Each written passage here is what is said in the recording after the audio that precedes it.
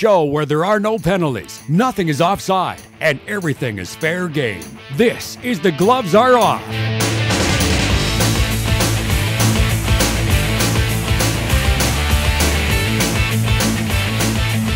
Hello and welcome to The Gloves Are Off. I'm not Moses Waldo, I'm Emmett Murphy, joined here with Greg Buchanan, man of many hats, but mainly voice of the CPCA as well. Glad to have you. Yes, Emmett. And we also have Malcolm Radke, Bobcats marketing manager. Busy year for you guys. Thanks for having me, Mr. Landsberg. So, it's quite the year for you guys. 30th anniversary of the Lancers coming to town. Just tell me about the schedule that's building up. Yeah, lots going on. The league officially released its schedule last week, so with that, quite a few exciting things coming on. As you touched on, 2012, 2013 will be our 30th year. So honoring the Lancers, the Blazers, teams of past years with an alumni game. Obviously, the News of Hockey Day in Canada will be involved with that, with a game on Saturday night against the Bonnyville Pontiacs, our rival, of course. Home opener this year is on the Saturday instead of the Friday, so we have all day to pump that up. And we're also actually doing an exhibition game in Wainwright. So lots of cool things happening for us, lots of entertaining things for, I guess, our fans to look forward to.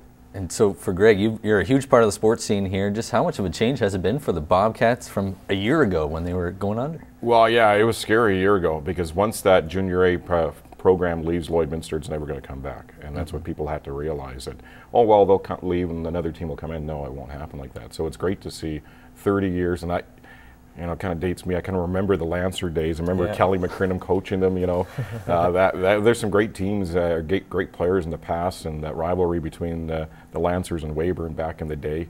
I wasn't here back then, but growing up in Regina, I hated coming up to Lloyd playing against them. So there is a history worth celebrating, and you think there's one building here right now? Yeah, I think there is. I definitely do think there is. Now the fans have jumped on board, and it's great to see because you need that community support if you're going to do anything in Junior A hockey. And what's the team looking like for next year? A lot of changes. Yeah, a lot of changes. It's going to be a young team. Ryan and Kyle promise one thing, that they're going to work hard, right? A lot of imports, obviously, based on where Ryan's from, BC, and originally from Saskatchewan. Young team, but it'll be his guys, so he'll be comfortable with this roster. They don't like using the word rebuild because it's just the AJHL, right? But I think they'll be a good team. A few pretty key returning guys locally, and then I guess from here, 1 year with these guys, and then 2 years from now it's his team, and he's really contending. And it's a very busy year for the sport of chuck wagon racing. CPCA, it's been a crazy year. Devin Mitzwing coming in as defending champ. Tough trouble, but his dad's doing great. Yeah, it's been kind of Mitzwing's story so far. It's either Ray winning day money or Devin winning day money. Devin's kind of a driver. Either he's going to win it all on a given day or he's going to knock down a couple of barrels, and he's had a little bit of both this season.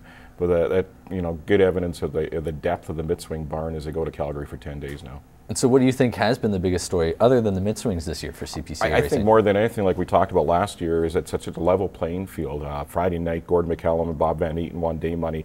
I know because it was kind of rain shortened more or less than the last three heats were rained on. But at the same time, it's a level playing field. There's drivers like Lane Bremner that's in the top 10 right now, BJ Carey in the top 5 in the Sega Pro Tour standings. And there's so many good kids out there and young guys that are coming up in the association. They're now coming to the forefront. Can't overlook Outriders too. Rory Gervais hurt, leaving the door open for one of your Bobcats, Casey Knight. That's right. So what's it been like for Casey riding there? And Good, yeah. He's a very, very busy kid. We don't hear much of him in the summer because, like you said, he's busy. He's doing really well this year, though. Like when I've talked to him, he's gearing up for the Calgary Stampede this weekend, second overall, and making a lot of money. So, I mean, he's happy. He sounds like he's really living the dream. And another guy who's living the dream now, Justin Schultz, the Edmonton Oilers, grabbing what is supposedly the biggest free agent signing this offseason before all the big names go. How big is this for the Oilers? Well, I mean, it's huge because they basically get a free player. He's still got to prove himself, though. It's nice for them to get a top 4 guy right away. 2-year contract. I think now the clock's ticking for them. It's really time to go, right?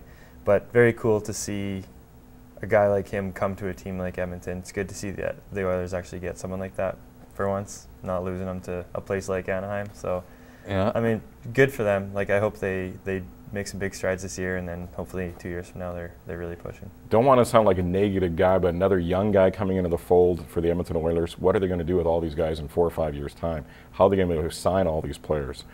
kind of went down this road before that team, and you know, the good chance that they're going to have a, you know, hopefully a contender for at least a playoff spot this coming season, if there is a season.